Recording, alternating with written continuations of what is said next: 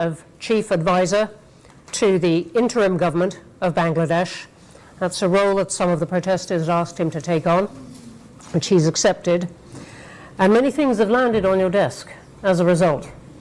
Many controversies about the next elections, which we will talk about when those are going to come, about the terms of those elections, many controversies about the media in Bangladesh, and of course you have the IMF to deal with now.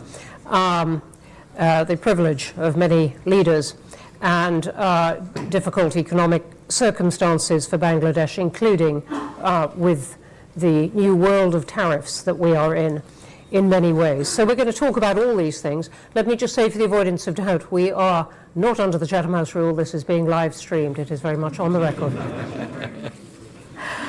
So with that, Professor Yunus, very warm welcome. And you said that you were going to just make a few opening remarks about, indeed, what is on your mind, if not on your desk. Well, thank you for inviting me. That's what I wanted to say. I have come to London with many incarnations. I was remembering my first incarnation as a Boy Scout, way back in 1955, just returning from 8th World Jamboree held in Canada.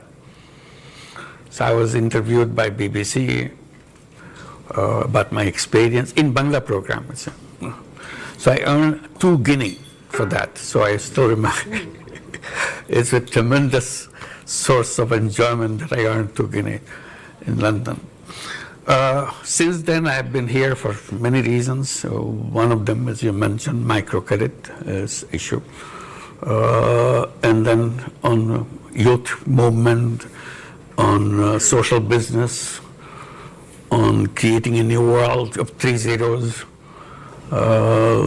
zero net carbon emission, zero wealth concentration, zero unemployment, and kind of pushing the idea every time that we have become part of a wrong civilization. We created a wrong civilization and just self-destructive civilization. We have no scapegoat in this civilization. We can, if you want to save ourselves as a human race, only way left to us is to create a new civilization, abandoning the present civilization. A civilization which will be characterized by 3 zeros. Zero net carbon emission, zero wealth concentration, zero unemployment.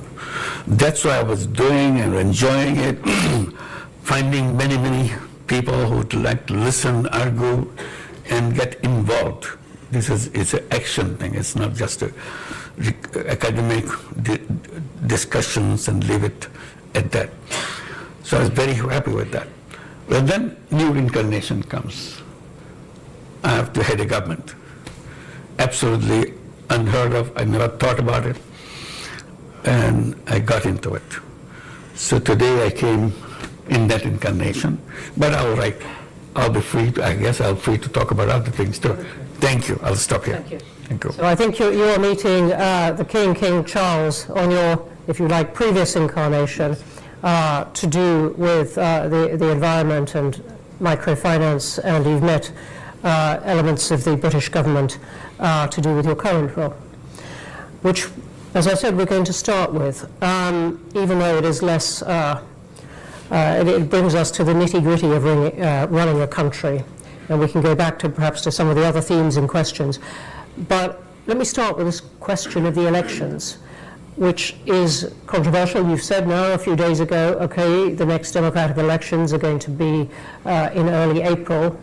But there's still a lot of controversy. The army and some politicians would like them by the end of this year. I believe you've banned the Awami League, the party of Sheikh Hasina, from contesting those elections, but it's one of the big parties. So already a big chorus of people saying these elections are not going to be free and fair. What do you say to that? Well, I keep saying that we will have the most beautiful election we ever had in our history. And the time is right. People are ready.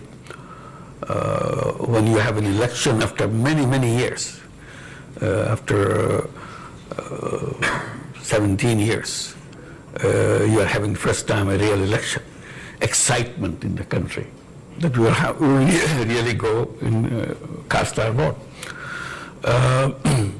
In this meantime, it is 17 years. Imagine all the young people who are coming to that voting age. They are piling up. They never had the opportunity to cast their first vote yet. So excitement of these young people that I will decide who do I vote for. These boys, girls who waited and waited and waited.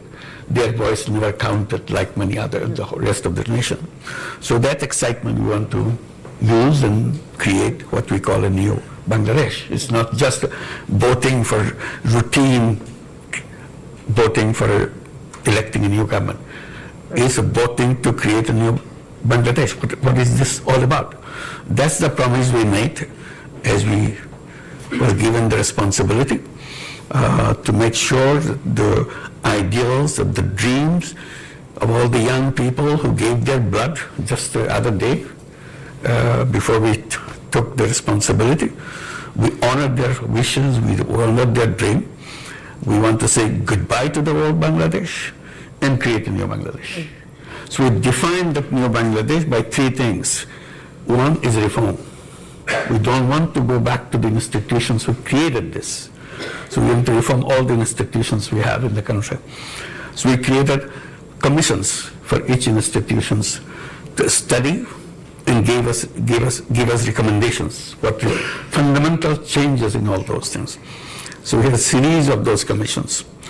They have submitted their reports, lots of recommendations, very, very drastic changes in the institutions that we have, elections, parliaments, constitutions, civil service, everything. So those recommendations. So we're looking at those recommendations, but our job is to build the consensus with all the parties. So we created a last commission, Consensus Building Commission. Have you heard about something like that? Consensus Building Commission? We have them. So their responsibility is to go through all the political parties, sit down together, find out which are the recommendations they will accept, and see in which recommendation all parties accept. That's a tough job for Bangladeshi politicians to agree on something all parties agree. You know, I must say, it will be tough